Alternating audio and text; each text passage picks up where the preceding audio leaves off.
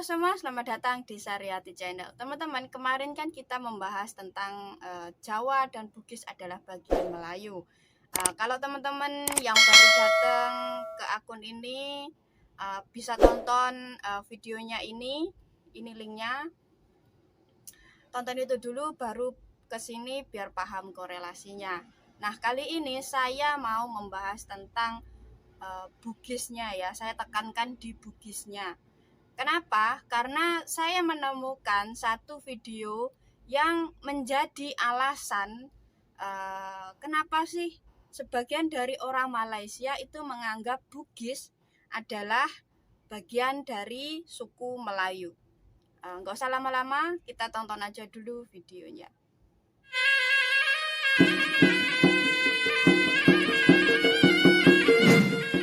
Belanda datang tahun 1641, kita ucap terima kasihlah kepada saudara-saudara kita dari Makassar, Bugis. Orang Bugis yang banyak menolong kita. Maka dicatatkan dengan tinta emas dalam sejarah negara. Muncullah satu orang pahlawan terbilang, marhum Raja Haji Fi Sabilillah Ibni Daing Celak, yang digelarkan marhum Teluk Ketapang. 1641 Belanda datang. Bila Belanda datang, orang Aceh dah penat dah menolong. Orang tempatan masih lagi seronok dengan baju uniform, dapat apa komen seronok, dapat jadi pegawai kerajaan, jadi orang pencen. Tak ada dia berjuang melawan Belanda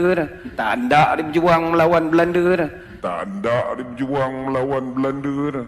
What? Belanda datang tahun 1641, kita ucap terima kasihlah kepada saudara-saudara kita dari Makassar, Bugis. Orang Bugis yang banyak menolong kita. Itu dia dari Makassar, apa kena mengena dengan Melaka? Dari penjelasan Bapak Ustadz ini ya, membuat saya itu kepo atau penasaran dengan cerita yang sebenarnya, yang kelihatannya sangat fenomenal banget.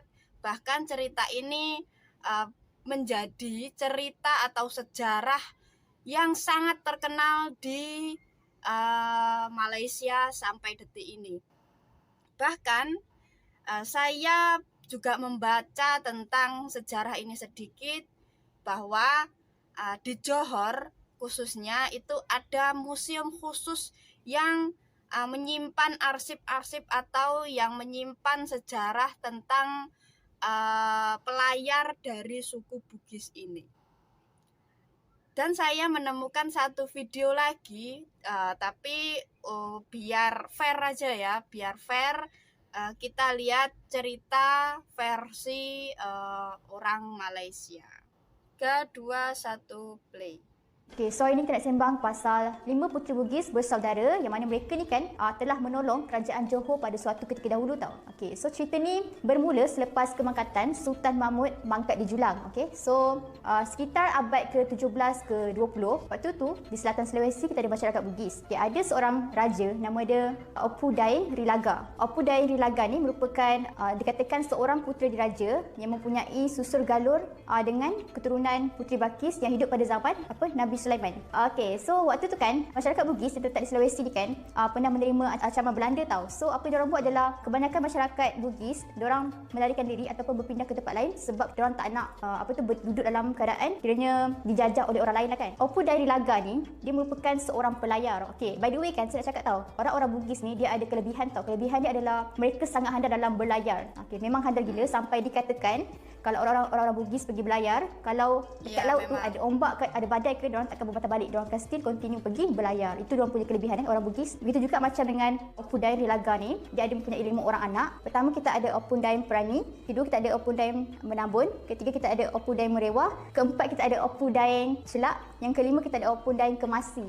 Banyak tau putera dia. Okey, dan selepas mereka keluar daripada ke masyarakat diorang dekat Sulawesi tu, mereka pergi berlayar tau. Banyak mereka pergi ke kepulauan di di Laut Cina Selatan dan beberapa tempat yang lain. So jadi pada satu hari lah sampailah tiba apabila Opu Opu dari Lagan ni mangkat. Jadi hanya tu ada tinggallah anak-anak mereka yang 5 orang ni kan. Tapi mereka ni membesar dengan kira dah banyak pengalaman lah kan, banyak belayar ke sana ke sini, bantu orang sana bantu orang sini. So pada satu hari waktu tu kerajaan Johor ada masalah tau dengan perebutan tahta dan juga masalah menerima ancaman daripada tentera Siak. So apa yang dibuat adalah waktu tu raja muda dekat negeri Johor iaitu Raja Sulaiman meminta bantuan 5 beradik ni untuk tolong dorang bantu halau lah mereka kan dan mengawal keadaan di negeri Johor. Selepas mereka tiba, mereka pun membantu. Okay, but sebelum tu dorang dah membuat perjanjian kalau 5 beradik ni berjaya membantu negeri Johor, mereka akan menganugerahkan pangkat yang tuan muda kepada salah seorang daripada mereka sampai ke cucu cicit. Tak ada ending lah akhirnya. Dorang boleh gunakan dorang punya pangkat tu, kuasa tu. Okay, so dan akhirnya lah berjaya dikawal. Okay, tetapi yang mengambil gelaran tu adalah betul dorang punya adik-beradik yang ketiga adik yang ketiga iaitu Opu Dain Merewah. Okay, sebab apa? Okay, reason kenapa abang sulung dia iaitu Opu Dain Perani tak ambil jawatan tu sebab dia kata dia dah tua time tu. So dia kata tak apalah, dia pas ke adik dia.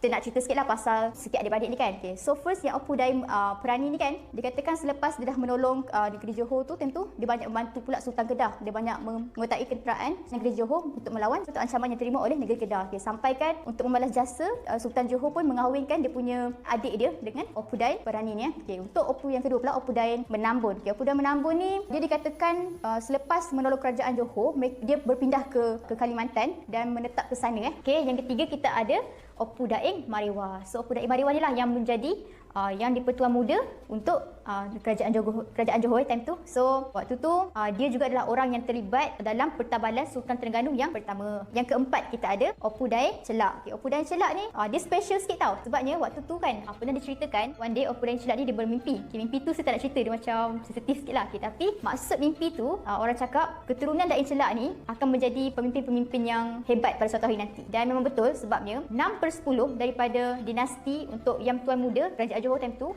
dipegang ataupun tahta dia dipegang oleh keturunan daripada Daeng Celak. Dan kalau korang nak tahu daripada Daeng Celak jugalah keturunan dia yang menjadi yang menjadi Sultan Johor dan juga menjadi Sultan Selangor yang pertama time tu. Mereka adalah daripada keturunan Daeng Celak. Okay, and then Daeng Celak juga orang yang time tu berjaya memajukan pelabuhan dekat negeri Johor. Memang wajib time tu jadi pelabuhan yang terkenal time tu. Untuk Opu Daeng Celak kan, okay, sewaktu tu abang dia Opu Daeng Marewah menjadi yang di-Pertuan Muda kan. Okay, waktu tu Opu Daeng Celak dia menjadi timbalan yang di-Pertuan Muda. Okay, selepas abang dia dah habis penjawatan baru dia sambung menjadi yang di-Pertuan Muda untuk kerajaan Johor. Okay, last kali kita ada Opu Daeng Kemasi. So Opu Daeng Kemasi ni adalah orang yang dia dikatakan telah mengikut abang dia Opu Daeng Menambung ke Kalimantan dan dia telah berkahwin dengan orang sana dan akhir sekali dipercayai Opu Daeng Kemasi ni telah menjadi pembesar di kerajaan Sembas. Okay, and then dekat mana makam diorang ni? Makam ni dipercayai berbeza tau. Jadi saya makam Opu Daeng Perani dekat Kedah, Opu Daeng Celak dan juga Opu Daeng seorang dekat ada di Tanjung Pinang sana, area sana, dan lagi dua tu saya tak pasti di mana tapi tempat mereka berbeza-beza makam diorang. Dalam kesimpulannya kita boleh nampaklah yang 5 putera kerajaan Bugis ni banyak berjasa dalam pembentukan kerajaan Melayu dahulu.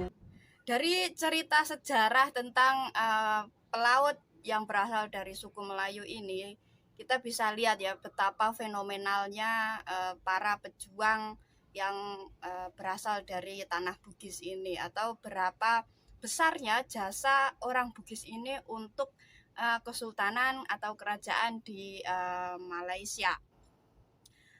Ada banyak mungkin ada banyak orang Malaysia yang sangat bangga atau sangat berterima kasih dengan jasa pahlawan-pahlawan yang berasal dari tanah Bugis ini.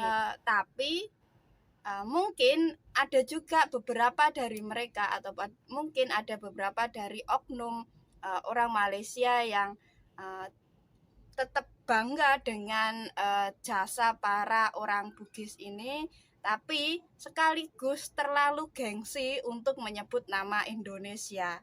Itulah kenapa mungkin juga beberapa oknum atau beberapa orang di Malaysia mengambil garis tengah dengan menganggap Bugis adalah bagian Melayu.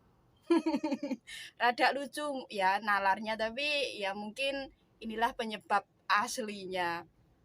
Dan kalau teman-teman penasaran juga dengan cerita asli pejuang atau cerita asli dari Opu bersaudara ini, saya cantumkan linknya di sini.